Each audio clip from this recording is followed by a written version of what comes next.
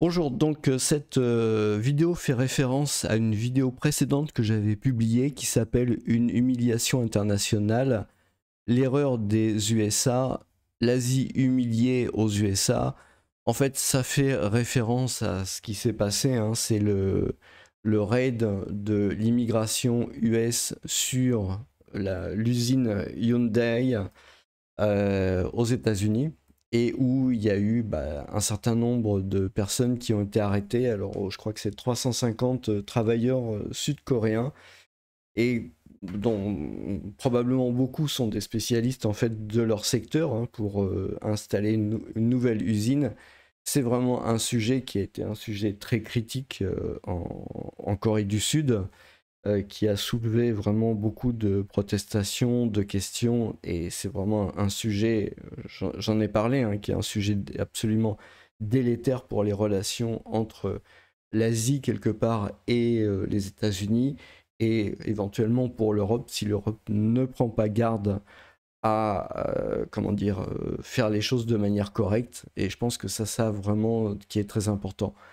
On va avoir deux conséquences. Premièrement, une conséquence financière qui commence déjà à poindre, et deuxièmement, ce dont j'avais parlé dans cette fameuse vidéo, hein, qui est qu'à mon sens, comment dire, les alliances dans cette partie-là du monde sont destinées à être des alliances dynamiques. Et vraiment, je pense que c'est un sujet qui est pas assez vu par les Occidentaux, hein, qui est un sujet qui est incompris. Bon, c'est l'Asie.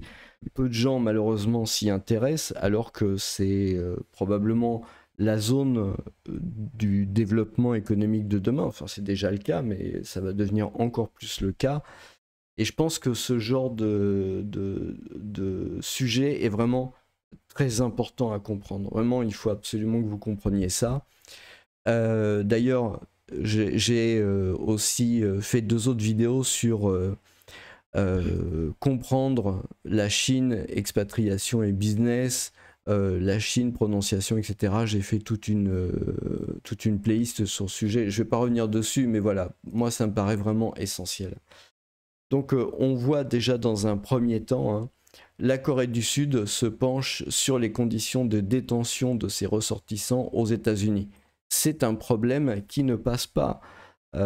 C'est vraiment un sujet qui est un sujet grave, et les Coréens du Sud sont pas, ne vont pas laisser passer ça de manière, on va dire entre guillemets, normale. Je veux dire, la Corée du Sud est un pays développé, la Corée du Sud est un pays qui normalement fait partie du bloc occidental, et de voir leurs travailleurs qui ont été aux États-Unis dans le cadre d'investissements importants dont bénéficient les États-Unis, c'est ça qui est absolument fou. Traiter de cette façon-là, c'est vraiment quelque chose qui est vraiment euh, terrible et qui va laisser des traces. Donc c'est pour ça qu'on a probablement quelque chose de l'ordre du juridique, hein, puisque la Corée du Sud se penche sur les conditions de détention de ses ressortissants. Donc il y aura probablement un volet juridique, parce que finalement ces gens arrivent dans le cadre de contrats dont les États-Unis finalement sont demandeurs. C'est ça qui est fou, c'est-à-dire que c'est pas la Corée du Sud qui a voulu installer l'usine là-bas. Ils se sont fait un peu tordre le bras parce que les États-Unis sont en position de demande. Donc voilà. On a d'ailleurs la conséquence, hein, aujourd'hui 19 septembre 2025, la conséquence c'est la Corée du Sud, elle veut résoudre ce problème de visa avant de continuer l'investissement de 350 milliards de dollars aux États-Unis. Donc on voit que ça a quand même un impact, que la société sud-coréenne se laissera pas faire sur ce genre de sujet, et il va vraiment falloir qu'il y ait des explications, il va vraiment falloir qu'il y ait des choses qui soient mises en place pour que cette histoire ne se reproduise plus. Je pense qu'on mesure très mal en Occident à quel point ce qui s'est passé est une humiliation déjà pour la Corée du Sud, mais aussi pour cette partie-là de l'Asie. Je pense on ne met pas assez l'accent sur ce sujet-là. À l'heure actuelle, les médias, la presse francophone, en tout cas que je suis, ne s'intéressent pratiquement quasiment pas à ce sujet-là. Or, c'est un sujet central. Je veux dire, à partir du moment où vous voulez avoir des relations business avec l'Asie, il faut faire très attention, il faut être très prudent, il faut vraiment savoir ce qu'on fait parce que voilà le résultat. Et ça, c'est le résultat, on va dire, financier quelque part. Donc, c'est quand on parle de très gros chiffres, hein. Et moi, je vous dis, des très gros chiffres ne pourront pas nécessairement aider quand il est question d'humiliation. Vraiment, on a atteint le summum. D'après ce que j'ai compris, la plupart des travailleurs qui ont été comme ça arrêtés, qui sont des gens qui sont indispensables pour faire tourner les entreprises, ou en tout cas pour être installés, ne veulent plus retourner aux États-Unis. Donc, à mon avis, je pense que ça va être le cas. Il n'est pas impossible non plus que les problèmes de visa en fait sont dus aussi à finalement d'autres Sud-Coréens peut-être compétents dans le domaine qui tout simplement ne veulent pas aller aux États-Unis pour se faire humilier de cette façon-là. Imaginez un peu, je pense qu'on ne mesure pas à quel point c'est important. Un autre volet, c'est la face, hein, en Asie, c'est extrêmement important. Imaginez un peu la perte de face que ça représente vis-à-vis de leur milieu professionnel, de leur milieu familial, de leur famille, les gens de leur famille qui les voient traités de cette façon-là. C'est quelque chose qui est de l'ordre de l'inacceptable. On ne peut pas faire pire. On peut vraiment difficilement faire pire. Et il faut que les Européens le comprennent, ne fassent pas les mêmes erreurs. Il faut absolument que les Européens qui veulent avoir des relations business constructives avec l'Asie évitent absolument les mêmes erreurs. Je sais bien que les Français peuvent faire ce type d'erreurs, mais il faut absolument éviter ça. Sinon, il vaut mieux être dans des relations constructives de business avec l'Asie que dans une confrontation, hein. En tout cas, par exemple pour la France, elle est plus dans un état de confrontation maintenant. La meilleure chose qui puisse arriver, c'est vraiment de collaboration, coopération économique. On peut voir d'ailleurs aussi, hein, là c'est 450 millions d'investissements, voilà. On est sur le même sujet, hein, voilà, on est sur le même sujet. Mais ce que je voulais noter, en fait, c'est faut toujours, quand on a affaire à l'Asie, c'est important de bien lire tout le texte, de comprendre ce qui est écrit, de comprendre ce qui est signifié dans l'écrit, mais aussi de comprendre ce qui n'a pas été écrit, qu'est-ce qui manque, qu'est-ce qui devrait y avoir. C'est important quand vous analysez une news. C'est pour ça l'analyse des news qui viennent d'Asie, elle est complexe. Elle est complexe parce que vous devez connaître le contexte. Si vous ne connaissez pas le contexte, vous ne pouvez pas interpréter en fait ce qui se passe.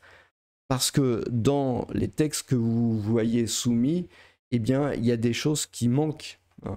Donc voilà, vous avez là tout l'aspect... tout l'aspect...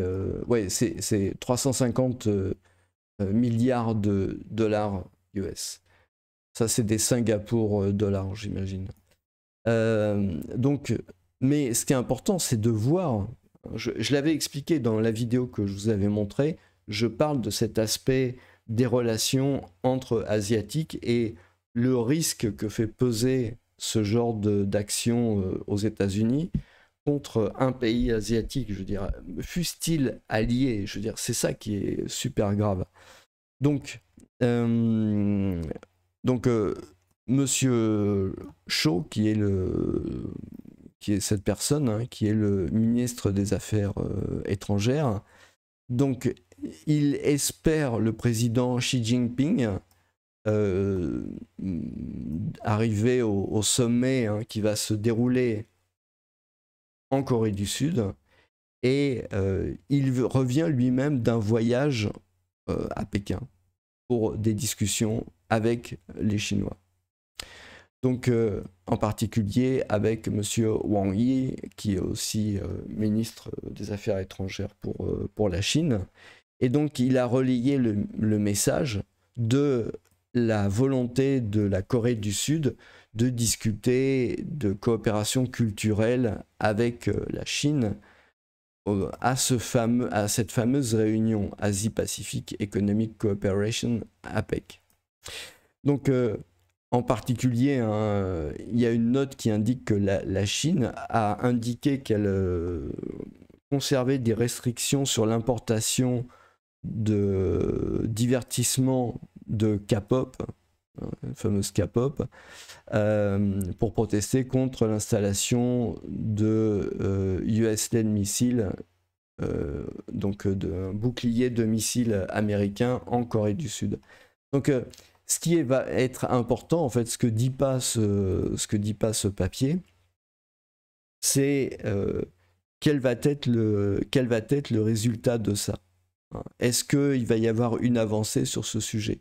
Moi, à mon avis, la Chine, voyant que la Corée du Sud commence à avoir des problèmes, commence à avoir un problème de type culturel précisément avec les États-Unis, peut en profiter pour resserrer des liens avec la Corée du Sud. Je rappelle qu'il y avait déjà eu des contacts qui avaient été pris au moment de l'apparition des tarifs douaniers, hein, il y avait déjà eu des contacts qui avaient été pris entre ces pays. Ce que vous pouvez voir, hein, c'est Trump tariff foster trilateral rapprochement between China, Japan and South Korea.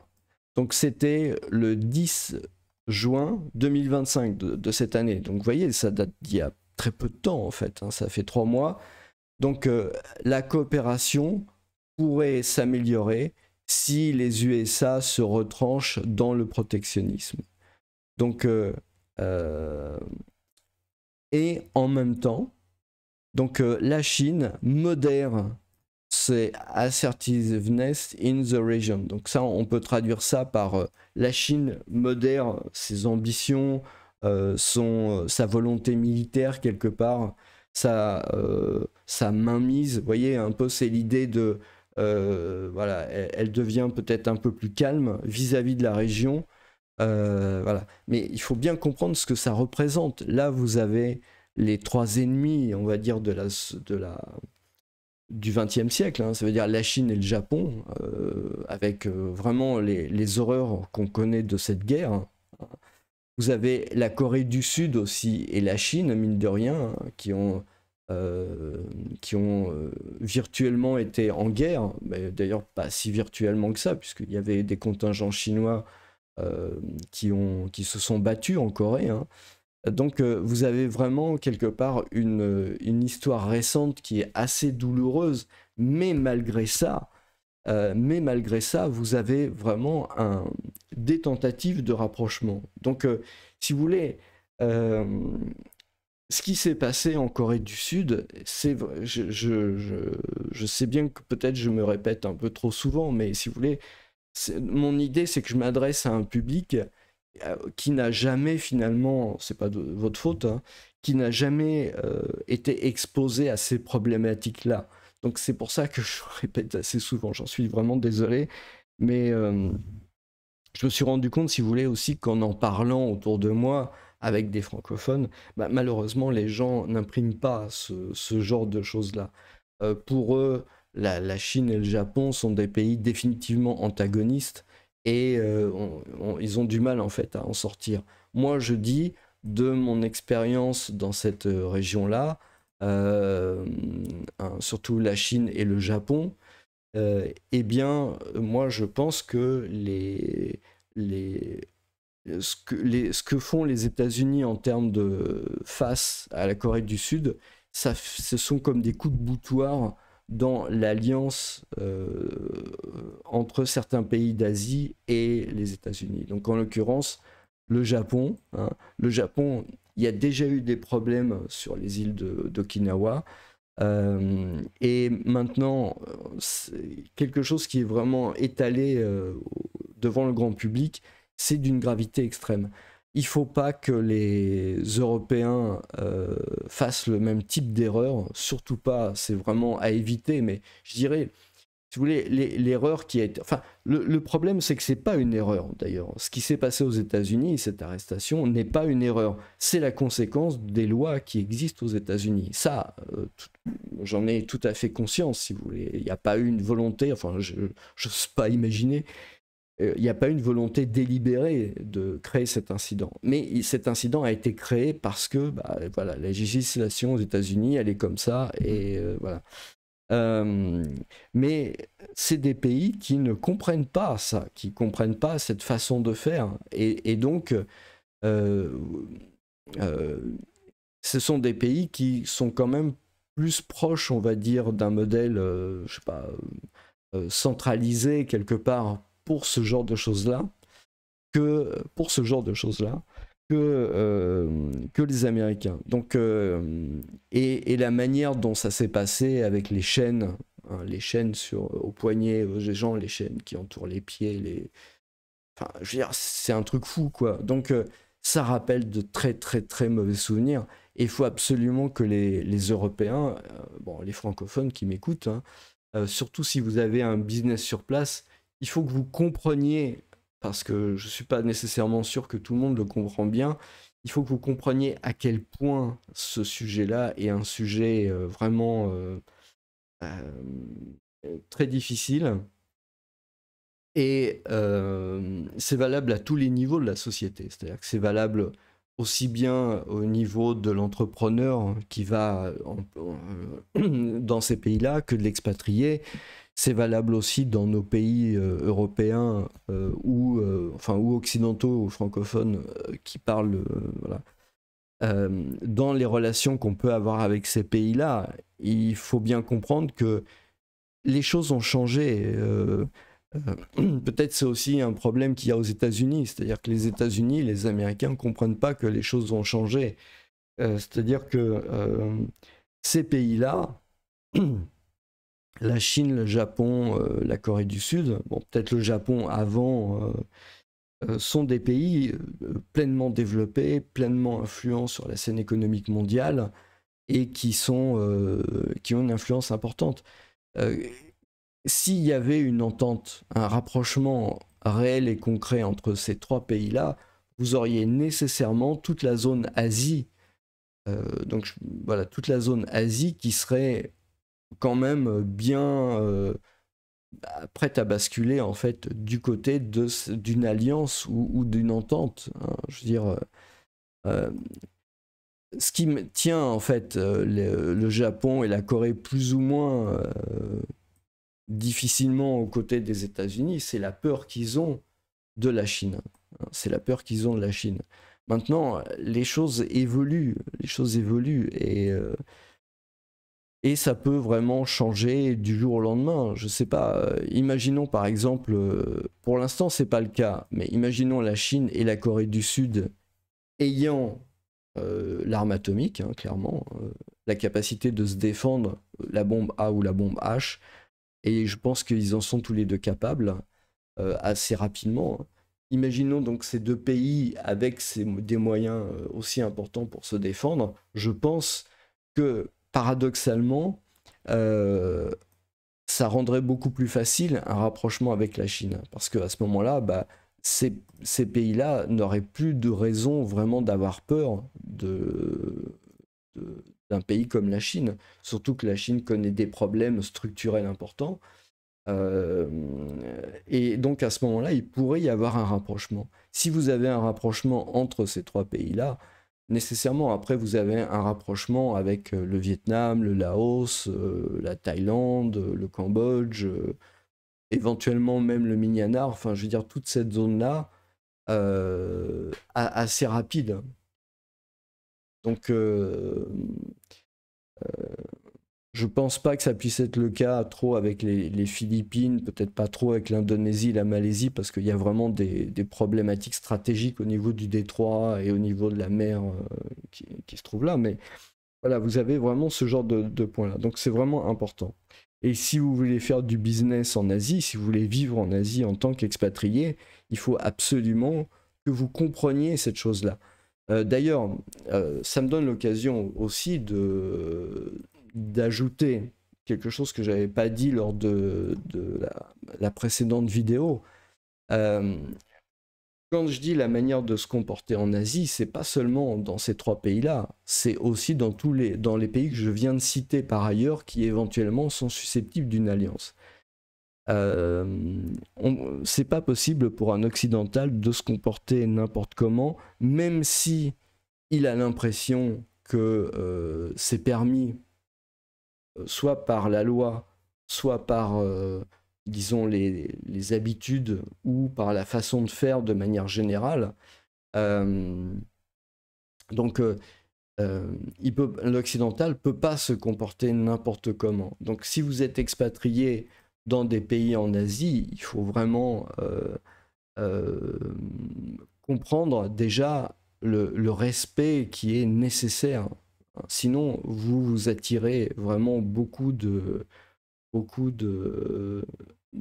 choses négatives et c'est vraiment pas souhaitable. C'est même pas la question de pas souhaitable pour tel ou tel, je sais pas, les Français ou tel pays francophone, mais c'est pas souhaitable tout simplement pour vous-même personnellement. À un moment donné, euh, les choses peuvent assez mal tourner. Donc, réfléchissez bien à ça. Ne vous conduisez pas de manière. Je vois un certain nombre de youtubeurs qui se conduisent de façon assez immorale, faut le dire. Je veux dire, à un moment donné, il faut quand même parler de moralité. La moralité a une importance, même si la loi ou les habitudes ne vous, comment dire, contraignent pas ou ne vous empêchent pas. Dans ces pays-là, vous avez quand même une moralité qui peut ressembler un peu à ce qu'on peut avoir en Europe. Donc, si vous vous conduisez pas, si vous conduisez de manière immorale, peut-être les gens sont obligés de l'accepter quand ils n'ont pas assez d'argent pour vivre, mais le jour où c'est plus le cas, à ce moment-là, bah, c'est un peu dommage pour vous. Donc, comprenez bien que euh, vous pouvez vraiment pas faire n'importe quoi en Asie parce que bah, vous vous mettez vous-même en danger, quoi. Mais au sens le plus physique du terme, quoi. Donc, il y a certains comportements, bon, je veux pas en faire le détail, mais qui sont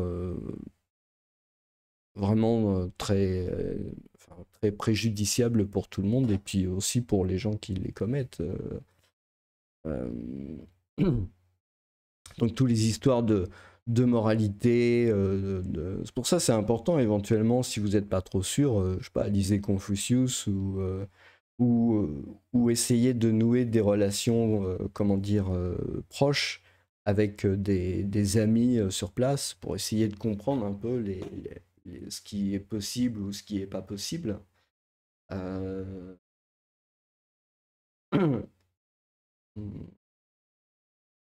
Donc voilà, voilà. Donc bon, je pense que c'est vraiment un sujet très important. C'est un sujet qu'il faut suivre parce que